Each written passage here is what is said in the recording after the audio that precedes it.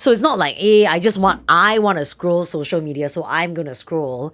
And then because of that, you also get the iPad. Okay lah, sometimes I do that. Welcome to Inside the Spotlight. Estelle Low is here, editor from womensweekly.com.sg, and we are talking all things egg freezing, parenting, what else? Motherhood, right, Estelle? We're covering all of it. And you just shared this amazing lesson, right? What else did you maybe wish you knew when you started out? Now that you're so many years into parenthood, right? What do you wish you knew earlier on?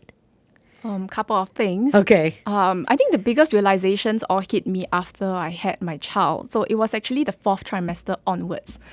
So when I was pregnant, When the baby is born. After the baby was born, like when I was pregnant, I thought life was hard. It's so terrible, like carrying a child and going through labor. So I thought that would be the worst thing ever, but no. It's like after popping the baby, I realized like it was just so difficult, and that motherhood actually requires so much help and support from people around me. And I think just enabling people to help me was difficult on its own, because I just had this mindset that I could deal with most of the things myself. Because like having kids at quite a young age compared to my peers, I had my first child at 28. I think a lot of them were not even in the headspace of becoming mothers yet. So I think that was my biggest challenge, like lack of support around me. And I was just constantly turning to Google for help. Me too, thinking though. that I could just I'm still troubleshoot Googling things myself. Yeah. But now that I've gone through 8 years of motherhood, I know better, and I have more mom friends now. And I think that one important thing that I overlooked was actually asking for more help and letting people help me. Yeah. A lot of people talk to me about letting go. Is that something you resonate with, Estelle? Like letting go of perfection.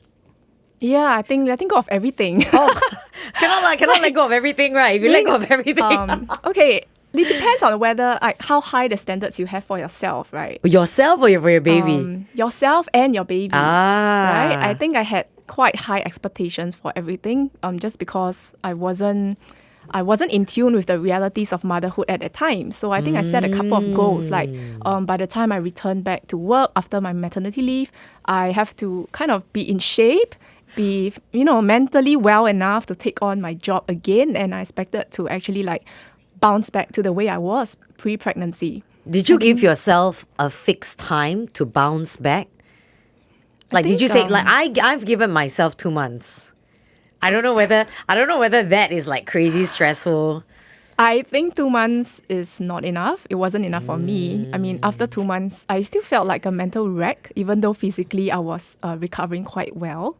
Right. I just felt like it's just not the same anymore. I didn't feel like I could just switch back into work mode like that. And I'm glad I took a longer period of leave. How long did you actually, because MOM gives you 4 months, right? Yeah, so I took the 4 months that I could. Good. And there were people who suggested, just taking 2 months first and then clear the rest of the leave later really? on. Yeah, so that you give yourself a bit more flexibility with your work arrangements. But I decided that I just want to take the 4 months all in one shot. Sure. Yes, just so I could take the time to recover, be with my baby. But then I realized that even 4 months doesn't feel enough. Estelle, we see a lot of things on social media, right? Like there's so many like perfect looking moms.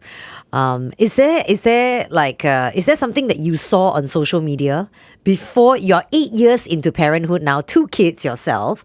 Is there something you saw on social media before, and then after you became a mom, it totally you're like, nah, that's not true? Is there something that you Well, almost everything. Really?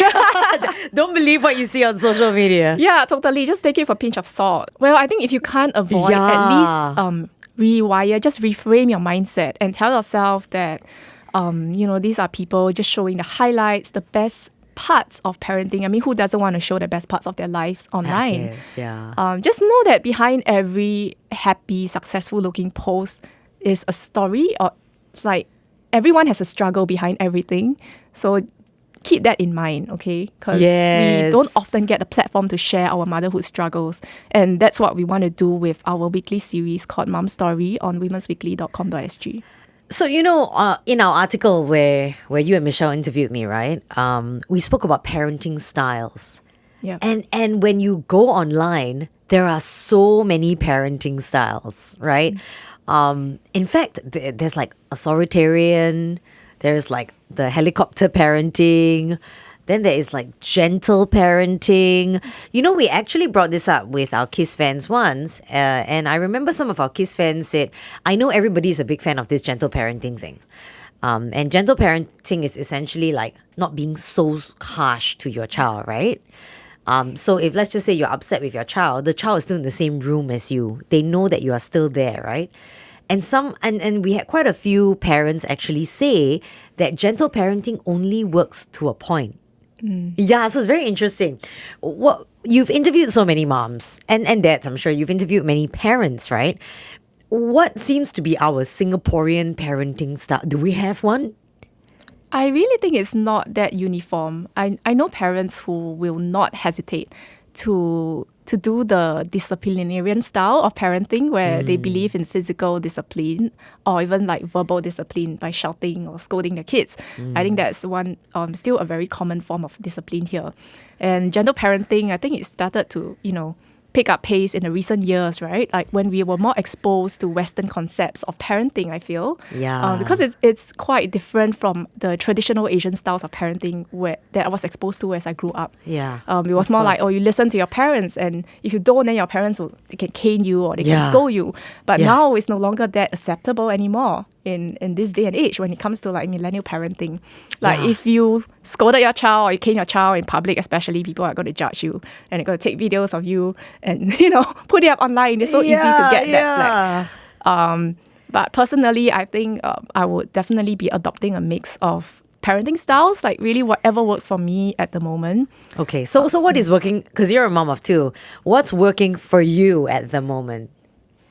Okay, maybe it's a blessing to be a working mom because I spend my day away from the kids. Yeah. So I essentially only have my weekday nights and weekends with them. But that's a lot of us, actually. A lot of working parents, right? Yeah, I think I am the gentler parent of the two. Oh, your husband is the disciplinarian. He is the one. He's the bad cop. Okay. And because of that, the kids actually listen to him and they know how to be on the best behavior when he's around.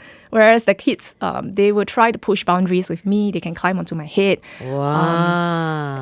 So I think our approaches are very different, and we have discussed and realized that it's okay because kids are wiser than that. They know how to adapt to parents with different styles. And because my kids are cared for by grandparents in the day, which obviously they also use their own methods of parenting. Okay, before we let you go, I've got a round of quick fire questions for you, if you don't mind, Estelle.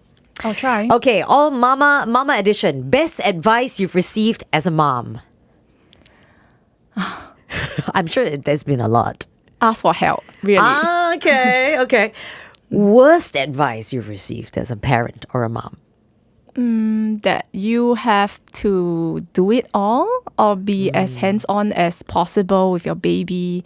Otherwise your baby will not grow up to be bonded with you. I think that created a lot of stress for me. Okay.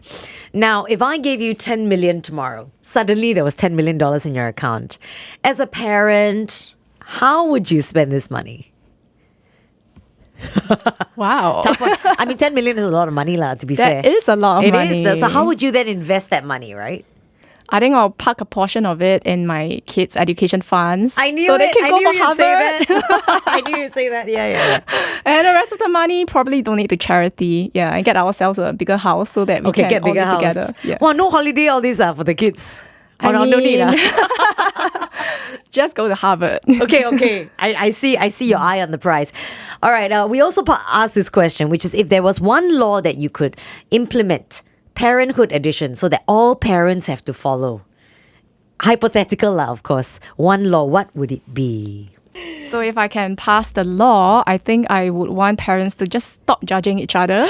Stop judging parents. Stop judging people that you don't know about. Stop That's it. true. Yeah, we are already a very judgmental society, and I think especially for parents, they bear the brunt of it, especially when their kids are misbehaving or seemingly out of control in public. Okay, I have to take your answer. Sorry, this one I borrow. I have to borrow your answer. I totally agree. Teacher has sent me the same answer. All right, and last one, motherhood in 5 words. Let's see, I don't know. Actually, more than 5 words, okay, it's okay. Okay, I have 2. Okay, go for it. It's a beautiful nightmare. Okay. On that kicker of a note, thank you so much for joining us. Thank you, Charmaine. Thank you. Kiss 92. All the great songs in one place.